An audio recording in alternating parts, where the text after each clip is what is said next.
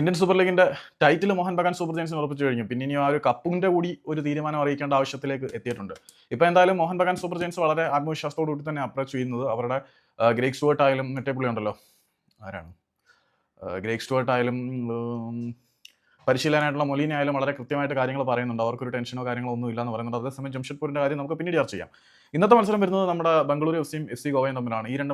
ഈ രണ്ട് ടീമുകളും തമ്മിൽ ഏറ്റുമുട്ടുന്ന ആ ഒരു സെമി ഫൈനൽ പോരാട്ടത്തിന് മുന്നോടിയായിട്ടുള്ള പ്രീ മാച്ച് പ്രസ് കോൺഫറൻസ് രണ്ട് ടീമിന്റെയും കഴിഞ്ഞിട്ടുണ്ട്. അതിനകത്ത് രണ്ട് ടീമിന്റെയും പരിശീലകർ തങ്ങളുടെ ആത്മവിശ്വാസം വളരെ കൃത്യമായിട്ട് പറയുന്നുണ്ട്.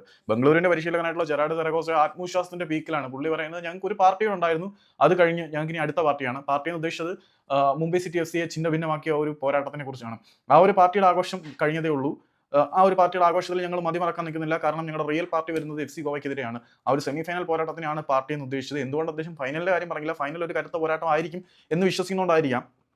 സെമിയിൽ ജയിച്ച് പാർട്ടി നടത്താം എന്ന് തന്നെയാണ് ജെറാഡ് സെറഗോസ പറയുന്നത്.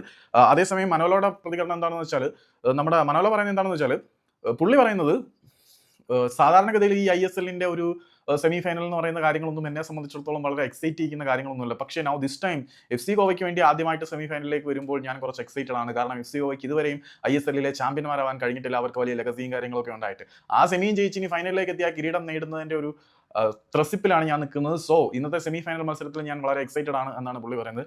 പിന്നെ രണ്ട് ടീമുകളുടെയും കോമ്പിനേഷൻ പറയാനാണെങ്കിൽ വളരെ എക്സ്പീരിയൻസ്ഡ് ആയിട്ടുള്ള താരങ്ങളുടെ ഒരു സമ്പന്നത തന്നെ ബംഗളൂരുവിലുണ്ട്.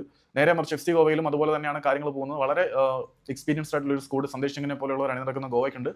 ഇവിടെ ബംഗളൂരിന്റെ സൈഡിലും അതുപോലെ തന്നെ വളരെ ശക്തിയുക്തമായിട്ടുള്ള സുനിൽ ഛേത്രിയുടെ നേതൃത്വത്തിലുള്ള ചോരത്തിളപ്പും പരിചയസമ്പത്തും മിക്സ് ചെയ്തിട്ടുള്ള ഒരു യൂണിറ്റ് തന്നെയാണ് രണ്ട് ടീമുകളും. സോ ഇന്നത്തെ മത്സരത്തിൽ നമുക്ക് ആവേശകരമായിട്ടുള്ള ഒരു പോരാട്ടം കാണാം. ഗോവൻ ഗോറുകൾ കഴുകന്മാരെ കൊത്തിപ്പറിക്കുമോ അതോ കഴുകന്മാർ ഗോവൻ ഗോറുകളുടെ കഴുത്തറക്കുമോ എന്ന് കാത്തിരുന്ന് കാണാം.